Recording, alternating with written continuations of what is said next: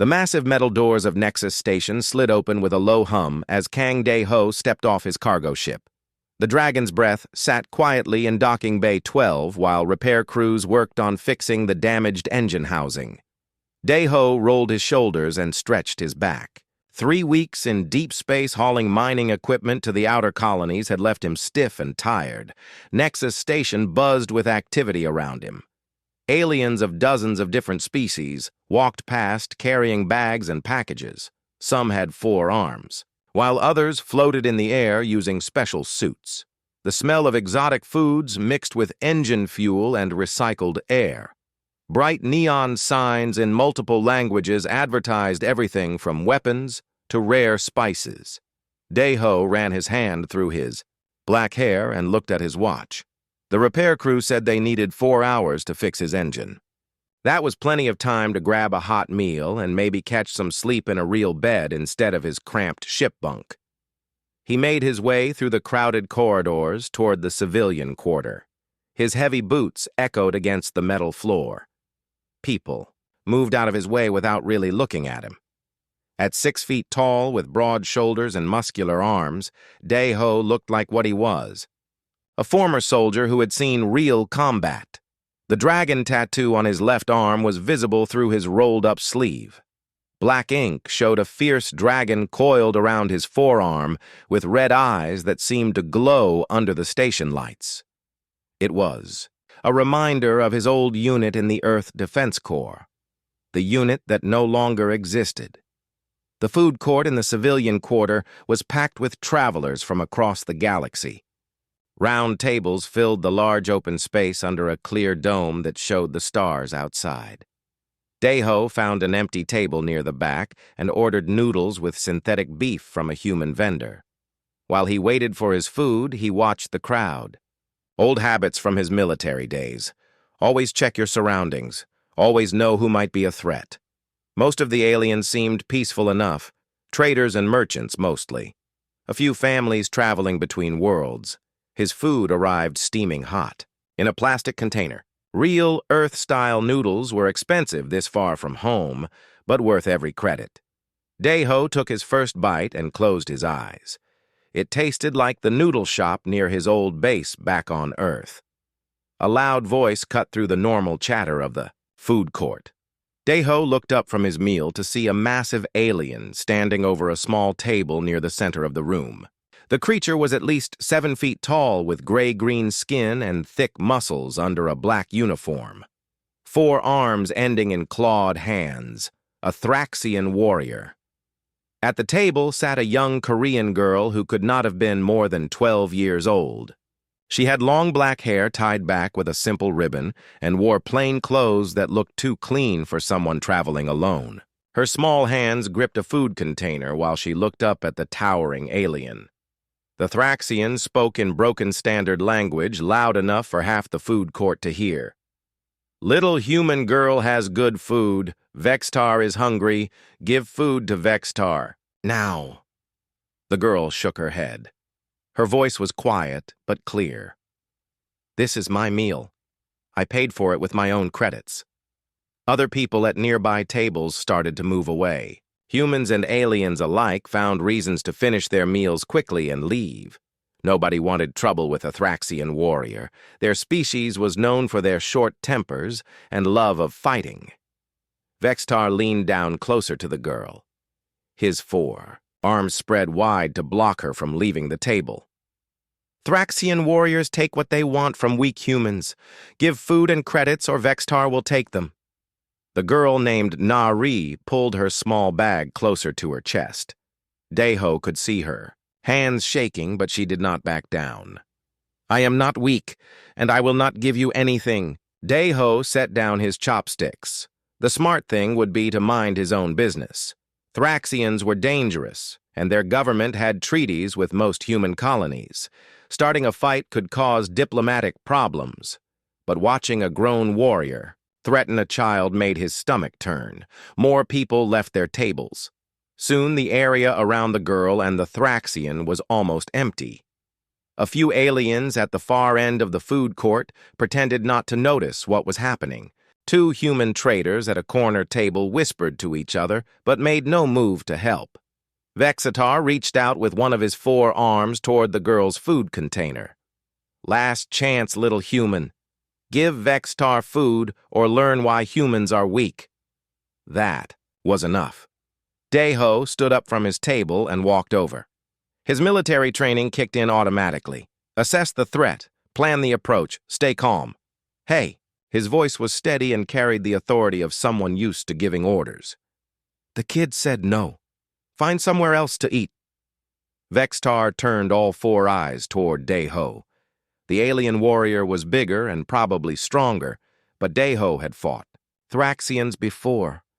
During his service in the Defense Corps, he knew their weak spots. Human soldier thinks he can tell Vexitar what to do. The alien warrior straightened to his full height. This is not your business. Walk away or face Thraxian. Justice. The girl looked up at Deho with wide eyes. She was clearly terrified, but trying to be brave. Something about her reminded him of his younger sister back on Earth. The same stubborn determination not to give up, even when faced with something much bigger and scarier. Actually, it is my business now. Deho moved to stand between the Thraxian and the girl. She's under my protection. Vexitar laughed, a harsh sound like grinding metal. One human thinks he can protect weak human child from Thraxian warrior. Vexitar has killed many humans in combat. Maybe. Deho relaxed his stance slightly. To someone who did not know better, it might look like he was backing down, but the girl seemed to sense something different. She scooted her chair back too. Give him more room. But you have never fought this human. The Thraxian warrior took a step forward. His 4 arms flexed and his clawed hands opened and closed. Around the food court, the few remaining customers moved even further away. Some headed for the exits while others pulled out personal communicators to call station security. What is your name, human? Vexitar wants to know who he is about to crush. Deho smiled, but it was not a friendly expression. It was the smile of a predator who had just found prey. They call me Dragon. The girl behind him gasped softly.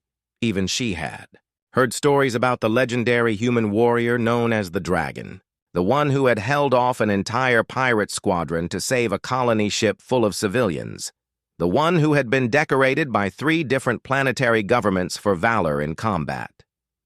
Vexitar's confidence wavered slightly. Thraxian warriors respected, strength above all else. And the human standing before him radiated the kind of quiet, deadly confidence that only came from real combat experience. Dragon is just human legend, stories to make weak humans feel strong.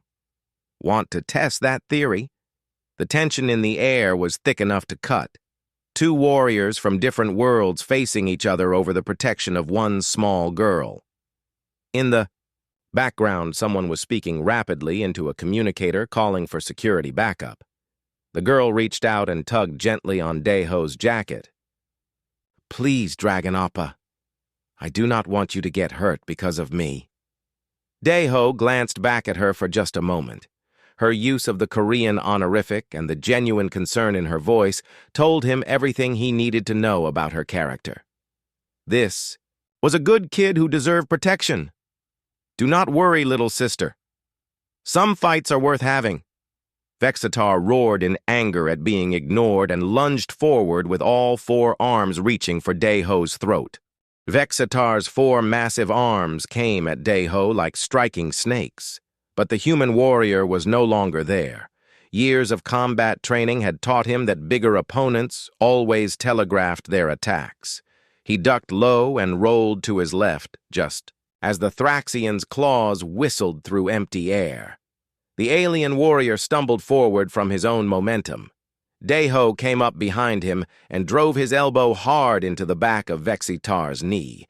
The joint buckled and the massive alien crashed down, onto one knee with a grunt of pain and surprise. Around the food court, the few remaining people pressed themselves against the walls. Some had their communicators out recording the fight. Others were calling for help. The young girl Nari sat frozen at her table, watching with wide eyes. Vextar spun around on his knees and swung two of his arms at Daeho's legs, trying to knock him down. The human jumped backward just out of reach.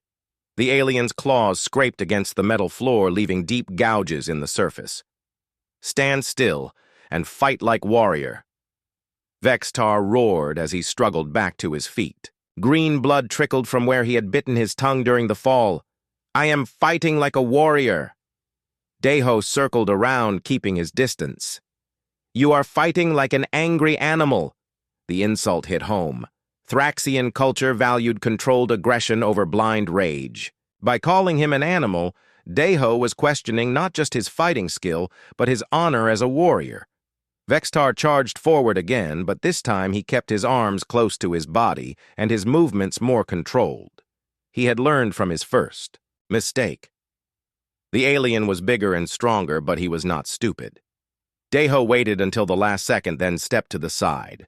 As Vextar passed him, he grabbed one of the alien's arms and used his momentum to throw him across a nearby table. Food containers and drink cups went flying as the table collapsed under the Thraxian's weight. The alien rolled away from the wreckage and came up in a fighting crouch. His black uniform was stained with spilled food, and his gray-green skin showed several small cuts from the broken table. But his 4 eyes burned with renewed anger. "Human fights well for weakling species," Vextar admitted grudgingly. "But Vextar has not used full strength yet." "Neither have I," Daeho replied calmly. He was not even breathing hard yet, while the alien warrior was starting to show signs of fatigue. This time they both moved at the same time. Vextar came in low, trying to grapple, while Daeho stayed light on his feet, using speed and technique over raw strength. The alien managed to catch him with one arm around the waist, but Daeho twisted free and landed 2 quick punches to Vextar's ribs. The Thraxian grunted and swung wildly with his other 3 arms. One caught Daeho across the shoulder, spinning him around. But instead of falling, the human used the spin to add power to a backhanded strike that caught Vextar right in his throat. The alien warrior staggered backward, gasping for air. His 4 arms waved frantically as he tried to protect his neck while still being able to breathe. Daeho pressed his advantage and moved in close. A series of precise strikes to nerve clusters along the alien's arms left 2 of them hanging useless at his sides. Vextar tried to grab him with his remaining functional arms, but Daeho was too fast and too skilled. The final blow came when Daeho ducked under a wild swing and drove his fist up into the soft spot just below the Thraxian's ribcage. All the air rushed out of Vextar's lungs, and he collapsed to his knees, gasping like a fish out of water. "Yield." Daeho stood over the defeated warrior with his fist raised for another strike. "You are beaten." Vextar looked up at him with a mixture of pain and something that might have been respect. In Thraxian culture, a warrior who could not continue fighting had only one honorable choice. Vextar yields to the human dragon. The alien warrior lowered his head in submission. Around the food court, several other aliens gasped in surprise. Thraxians almost never yielded to other species. That was when the security team arrived. 6 officers in black uniforms rushed into the food court with weapons drawn. Their leader was a middle-aged Korean man with graying hair and the confident bearing of someone used to command. "Nobody move," the security chief ordered as his team spread out to surround the scene. "I want to know what happened here." Daeho slowly raised his hands to show he was not holding any weapons. The dragon tattoo on his left arm was clearly visible, and several of the security officers stared at it with recognition. Chief Lee Hyun-woo. The security leader looked directly at Daeho. "I know who you are, Dragon.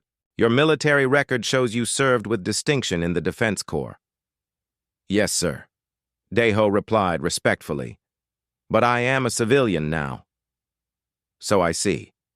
Lee Hyun-woo looked around at the destroyed table and the injured Thraxian warrior. "Care to explain how a simple cargo pilot ended up in a fight with a Thraxian in my food court?" Before Daeho could answer, The little girl, Nari, stood up from her table. She had been so quiet during the fight that everyone had almost forgotten she was there. The big alien tried to steal my food and threatened me. Her voice was steady despite everything that had just happened. Dragon Appa protected me when nobody else would help. Lee Hyunwoo looked from the girl to Daeho to the still gasping Vextar. As station security chief, he had to deal with incidents between different species almost every day, but fights between humans and Thraxians were always complicated. Is this true? He asked Vextar directly. The alien warrior struggled to his feet with help from two of the security officers. His breathing was still labored, but he could speak again. The human fought with honor, Vextar said slowly. Vextar was in the wrong to threaten the small one. The dragon defended her as a true warrior should. This admission surprised everyone, including Daeho. Thraxians were not known for admitting mistakes, especially to other species. The alien's willingness to take responsibility for starting the fight showed real character growth. Lee Hyunwoo was about to respond when another group entered the food court. These newcomers wore the dark red uniforms of Thraxian military officers. At their head walked a massive alien who made even Vextar look small by comparison. "I am Captain Rexmore of the Thraxian Defense Force." The newcomer's voice boomed across the food court. "I have come for my warrior." The security chief straightened his shoulders. This situation had just become much more complicated. Thraxian. Military officers had diplomatic immunity on Nexus Station. They could demand the release of their people, and there was little station security could do to stop them. Captain Rexmore looked down at Vextar with obvious disappointment. Then his four eyes turned to study Daeho with professional interest. "So you are the human who defeated one of my warriors in single combat." The captain's tone was neutral, but there was something in his voice that suggested he was not entirely displeased with what had happened. Nari moved closer to Daeho and took hold of his arm. The gesture was clearly protective and showed that she trusted him completely. Several people in the crowd noticed this, including Captain Rexmore. "The human defended a child," Rexmore continued. "This is honorable behavior even from a different species." Lee Hyunwoo stepped forward diplomatically. "Captain, if we could discuss this situation calmly, I am sure we can resolve everything without any diplomatic incidents." But Captain Rexmore was not looking at the security chief anymore. His attention was focused entirely on Daeho and the young girl who stood bravely beside her protector. "What is your name, young warrior?" the Thraxian captain asked with genuine curiosity. "Kang Daeho, sir. They call me Dragon." Captain Rexmore nodded slowly as if he had expected that answer. The reputation of the human warrior known as Dragon had spread even to Thraxian space. "We will speak again, Dragon," the captain promised. "This matter is far from over." 3 hours after the fight in the food court, Daeho sat in his ship checking the repair reports. The Dragon's breath would need another day before she was ready to fly again. Something about stress fractures in the engine housing that required special welding equipment. He suspected the damage was not entirely accidental. Someone wanted him stuck on Nexus Station longer than planned. But without proof, he could not do anything about it except wait and stay alert. A soft knock on his ship's outer door interrupted his thoughts. Through the security camera, he saw the young girl Nari standing in the docking bay. She was alone and looked nervous about being there. Daeho opened the door and looked around for her parents or guardians. The docking bay was empty except for repair crews working on other ships several bays away. "Where are the people taking care of you?" he asked with concern. "You should not be wandering around the station alone." Nari looked down at her feet. "I do not have anyone taking care of me. I am traveling by myself." This surprised Daeho. The girl was clearly well educated and spoke with perfect grammar. Her clothes were simple but made of good quality materials. She did not look or act like someone who would be traveling alone through space. "That is dangerous for someone your age," he said gently. "How old are you anyway?" 12, Nari replied. but I am very responsible for my age, and I know how to take care of myself. Daeho was not convinced, but he did not want to scare her away by asking too many questions. Something about her story did not add up, but she was clearly in need of protection whether she admitted it or not. "Would you like to come inside for some hot tea?" he offered. "My ship is not fancy, but it is safe and warm." Nari's face lit up with a genuine smile. "Yes, please, Dragonappa. I would like that very much." Inside the small cargo ship, Daeho made tea while Nari looked around with obvious interest. She examined his navigation equipment and weapon storage lockers with the curiosity of someone who understood what she was seeing. "You have a Class 7 hyperdrive," she observed. "Those are military-grade engines. Very expensive for a civilian cargo hauler." Daeho paused in making tea. Most 12-year-old girls would not know the difference between civilian and military-grade hyperdrives. This kid was definitely not what she seemed. "I upgraded my ship after leaving the Defense Corps," he explained carefully. "Sometimes cargo work takes you to dangerous places where you need to leave quickly." They sat across from each other at his small table drinking tea and talking. Nari asked him about his military service and his life as a freight pilot. Her questions showed an unusual understanding of space combat and starship operations. "My father always said that the best warriors are those who protect the innocent," she said thoughtfully. "He would have been proud of what you did today." "Your father sounds like a wise man," Daeho replied. "What does he do for work?" Nari hesitated for just a moment before answering. "He works for the government. Important but boring stuff mostly," another evasive answer that raised more questions. But Daeho had learned not to push too hard when people were not ready to share their secrets. Everyone had reasons for keeping parts of their lives private. What bothered him more was the way she talked about her father in the present tense, but claimed to be traveling alone. Either her parents were somewhere on the station, or something had happened to them. Neither possibility made him feel good about her situation. They were interrupted by another knock on the ship's door. This time, the security camera showed a maintenance worker in station coveralls. The man was Korean and looked to be in his 30s, with the build of someone who stayed in good physical shape. Daeho opened the door but kept his hand near his sidearm. After the incident with Vexitar, he was not taking any chances with unexpected visitors. "Can I help you?" he asked the maintenance worker. "Park Jimin from station maintenance." The man showed his identification badge. "I need to check the power connections to your docking bay. There have been some electrical problems in this section." Something about the man's manner put Daeho on alert. Park Jimin moved like someone with military or security training. His eyes constantly scanned the area, and his hands never strayed far from the tool belt around his waist. "Go ahead and do your work." Daeho stepped aside to let the man enter the docking bay. "But stay where I can see you." Park Jimin nodded and went about checking various electrical panels. But Daeho noticed that he spent more time looking at Nari through the ship's windows than he did working on the power systems. After the maintenance worker left, Nari seemed more quiet than before. She kept looking toward the door as if expecting someone else to arrive. "Is everything all right?" Daeho asked. "You seem worried about something." "I just do not like being around too many strangers," she replied. "Sometimes it is hard to know who you can trust."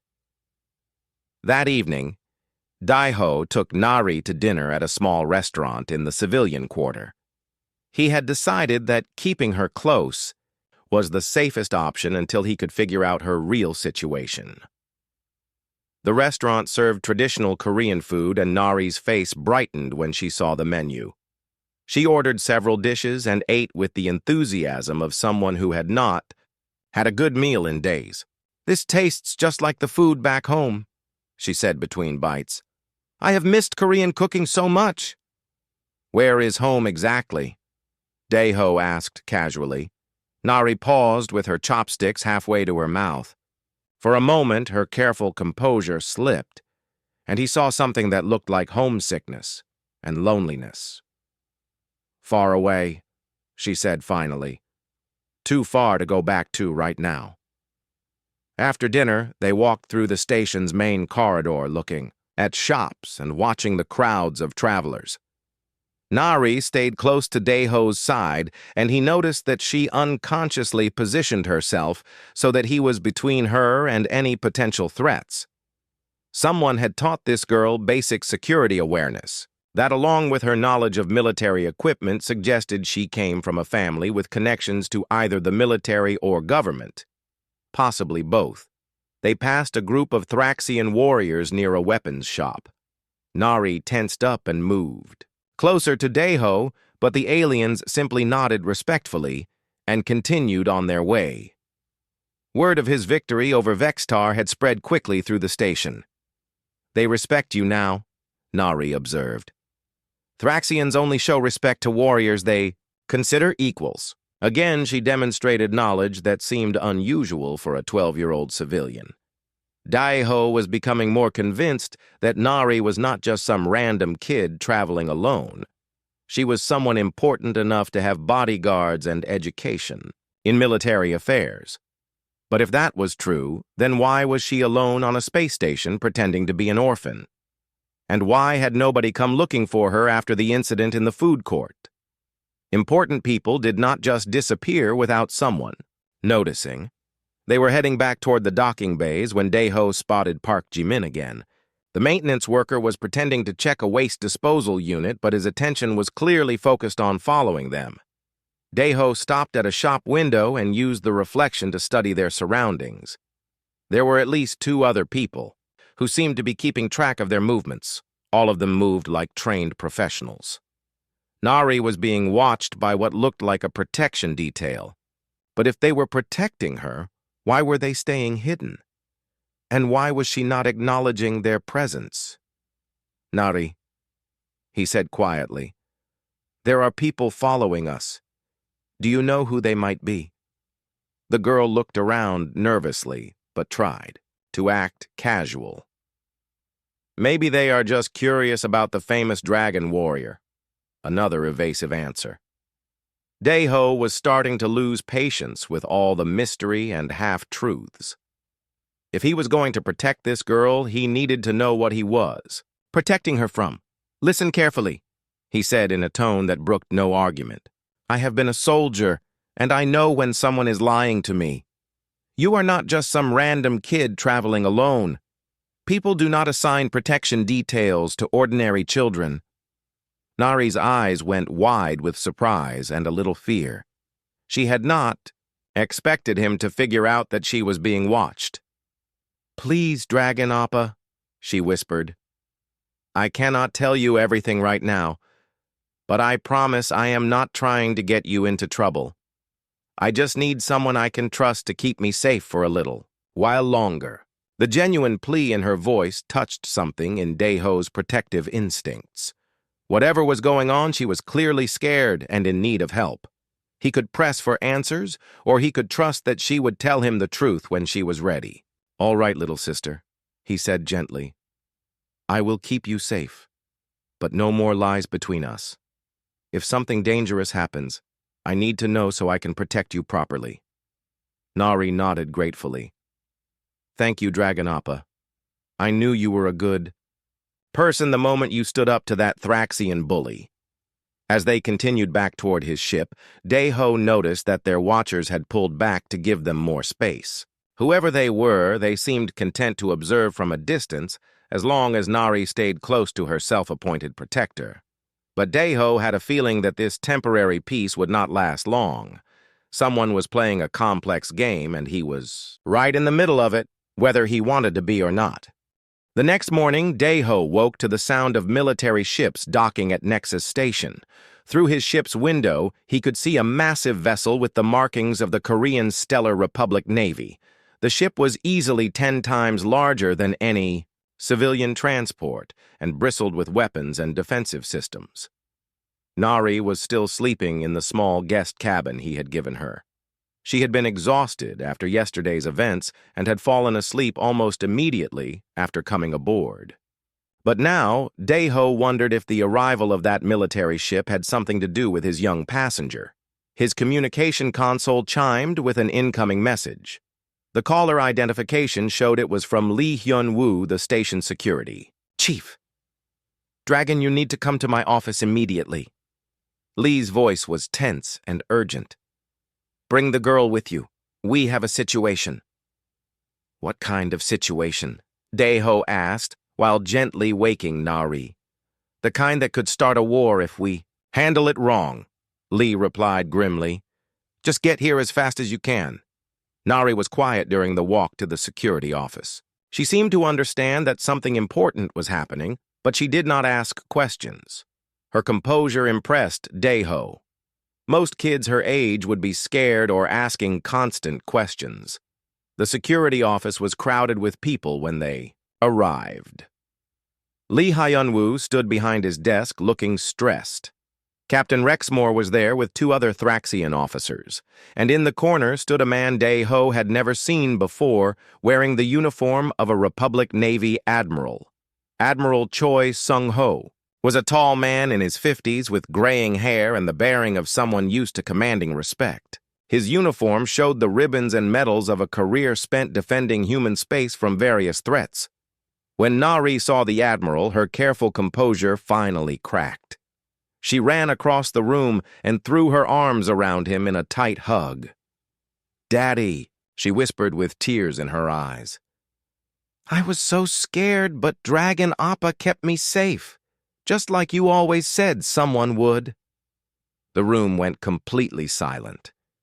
Everyone stared at the girl who had just called one of the most powerful military leaders. In human space, her father. Daeho felt his stomach drop as the full implications hit him. Nari was not just some random kid. She was Princess Yoon Nari, daughter of Admiral Choi Sung-ho and Ambassador Yoon In-ja, the heir to one of humanity's most important colonies and a target for every enemy the Republic had made over the years. "Princess." Captain Rexmore stepped forward and bowed his head respectfully. "The Thraxian Defense Force apologizes for the actions of our warrior. We did not know you were royalty when the incident occurred." Admiral Choi held his daughter tightly while studying Daeho with intense eyes. "So you are the dragon, the man who protected my daughter when she was in danger." "Yes, sir." Daeho came to attention out of old military habit. "I did what any decent person would do." "No." The Admiral shook his head firmly. "What you did went far beyond duty or decency. You risked your life to protect a stranger with no thought of reward or recognition." Before Daeho could respond, another voice spoke from the doorway. Ambassador Yoon In-ja entered the room with a grace that clearly showed where Nari had inherited her natural dignity. "My daughter." The ambassador moved to join her family.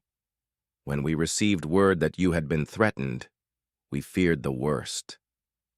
Nari looked up at her parents with a mixture of love and guilt. "I am sorry I scared you, but I had to prove that I could take care of myself, and Dragon Appa made sure nothing bad happened to me." Ambassador Yoon turned to study Daeho carefully. Her diplomat's training allowed her to read people quickly and accurately. What she saw seemed to satisfy her. "Concerns, Mr. Kang." She used his real name, which meant someone had done a thorough background check. "My family owes you a debt that can never be fully repaid." Captain Rexmore cleared his throat to get everyone's attention. "If I may speak, there is something the humans should know about what happened yesterday." Lee Hyun-woo nodded for him to continue. "Diplomatic protocol required that all parties be allowed to present their version of events. The warrior Vextar was acting on his own when he threatened the princess," Rexmore explained. "But his defeat by the dragon has created an unusual situation among my people." "What kind of situation?" Admiral Choi asked suspiciously. "In Thraxian culture, protecting the young and innocent is considered the highest form of honor." Rexmore continued. "The dragon displayed this honor when he defended someone he believed to be a helpless child. This has earned him great respect among our warriors." The Thraxian captain paused and looked directly at Day-Ho. "There is an elder among our people here on the station. War Chief Thakron has requested a meeting with the dragon. This is a great honor that has never been offered to a human before." Nari looked up at Day-Ho with pride shining in her eyes. "You see, Daddy, I told you Dragon Appa was special. Even the Thraxians recognize that he is a true warrior." "Admiral." Choi studied his daughter's face and saw something there that made him thoughtful. The bond between his child and her protector was clearly strong. Nari had always been a good judge of character, and if she trusted this man completely, then he was probably worthy of that trust. "Mr. Kang," the Admiral said formally, "I would like to offer you a commission in the Republic Navy. Someone with your skills and principles would be valuable in protecting our people." Day-Ho was quiet for a long moment. A military commission would mean good pay and steady work, but it would also mean taking orders from politicians and bureaucrats, the same kind of people who had forced him out of the Defense Corps for putting civilian lives ahead of military objectives. "That is very generous, sir," he replied carefully. "But I left military service for personal reasons. I am not sure I am ready to go back to taking orders." Nari looked disappointed, but not surprised. She seemed to understand his reluctance better than the adults in the room. "What if the orders were to protect people instead of fighting wars?" she asked quietly. "Would that make a difference?" Before Day-Ho could answer, Captain Rexmore spoke again. "War Chief Thakron has also asked me to extend an offer to the dragon. The Thraxian Defense Force would welcome him as a war brother. This honor has never been offered to someone from another species." Now Day-Ho found himself caught between two very different but equally attractive offers. Join the human military and help protect Republic space, or accept Thraxian warrior culture and become something entirely new in galactic history. Ambassador Yoon watched his internal struggle with the trained eye of someone who understood the complexities of difficult decisions. "Perhaps," she said diplomatically. "Mr. Kang would like some time to consider these generous offers. Such important choices should not be made hastily." "Of course." Admiral Choi agreed. "Take all the time you need, but I hope you will seriously consider joining us. My daughter speaks very highly of your character, and I have learned to trust her judgment." Nari beamed with happiness at her father's praise. But Day-Ho could see something else in her expression. She was worried that he might leave without saying goodbye. The thought of losing her protector clearly frightened her. "I am not going anywhere right now," he assured her. "My ship still needs repairs, and I want to make sure you are safe before I make any big decisions." Captain Rexmore bowed formally to everyone in the room. "War Chief Thakron will be honored to meet with the dragon whenever he is ready. We understand that such matters require careful thought." As the meeting broke up, Day-Ho found himself walking beside Nari through the station corridors. Her parents were busy with diplomatic matters, but she had been given permission to spend more time with her protector. "Dragon Appa," she said quietly, "are you really thinking about leaving?" "I do not know, little sister," he replied honestly. "There are good reasons to accept either offer, but there are also good reasons to stay independent." Nari nodded seriously.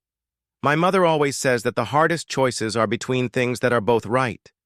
You have to decide which one is more right for you."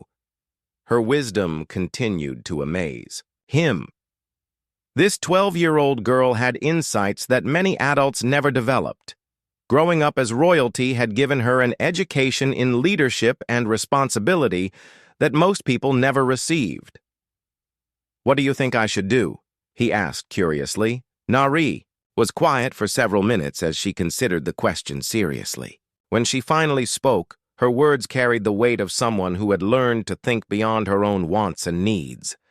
"I think you should do whatever lets you help the most people," she said finally. "That is what real heroes do." As they walked, Back toward the docking bays, Daeho realized that his decision was becoming clearer. But first, he needed to meet with War Chief Thakron and learn more about what the Thraxians were really offering. Only then could he make the choice that would shape the rest of his life. War Chief Thakron was the oldest Thraxian Daeho had ever seen. The ancient warrior's gray-green skin was marked with scars from countless battles, and his 4 eyes held the wisdom that came from living through decades of conflict and peace. They met in a private chamber deep within the Thraxian section of Nexus Station. The room was decorated with weapons and battle standards from wars fought across the galaxy. The air smelled of metal polish, and the incense Thraxians burned to honor their ancestors. "So you are the dragon." Thakron's voice was deep and rough, like grinding stone. "Captain Rexmore tells me you defeated Vextar in single combat while protecting a human child." "Yes, War Chief," Daeho replied respectfully. "Though I take no pleasure in violence. I only fought because the girl was in danger." Thakron nodded approvingly. "Good. Warriors who enjoy causing pain are not true warriors. They are merely killers. You fought for honor and protection. This is the way of righteous battle." The old Thraxian gestured for Daeho to sit across from him at a low table carved from dark wood. Between them sat cups of strong tea and plates of food from both human and Thraxian cultures. "Tell me, dragon," Thakron continued, "what do you know of Thraxian warrior culture?" Daeho chose his words carefully. "I know that Thraxians value strength and honor above all else, that you respect those who protect the innocent and despise those who prey on the weak." True but incomplete. The war chief smiled, showing teeth filed to sharp points. "We also believe that the greatest warriors are those who can build bridges between different peoples. Strength without wisdom is useless. Honor without understanding leads to endless war." This was not what Daeho had expected to hear. Most humans viewed Thraxians as aggressive and militaristic, but Thakron spoke like a philosopher as much as a warrior. "The offer I make to you is not simple military service," Thakron explained. "I offer you the chance to become something new, a war brother who serves both human and Thraxian interests. A warrior who can walk between worlds and prevent conflicts before they begin." The idea was intriguing but also complicated. Daeho could see the potential benefits, but also the dangers of trying to serve 2 different cultures at the same time. "What would be expected of me?" he asked. "You would train with our warriors and learn our ways.